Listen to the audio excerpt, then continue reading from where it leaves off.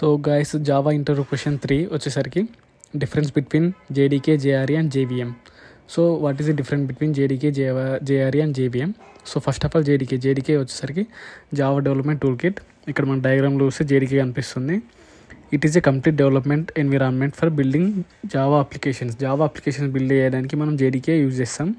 So జేడీకేలో ఏముంటాయంటే JRE ఉంటుంది, జేఆర్ఈ ప్లస్ డెవలప్మెంట్ టూల్స్ ఉంటాయి జేడీకేలో. So JDK contains JRE plus development tools like compiler, debugger. So Java JDK ఎందుకు use చేస్తామంటే right, compile and debug Java programs. So next JRE, Java run time environment.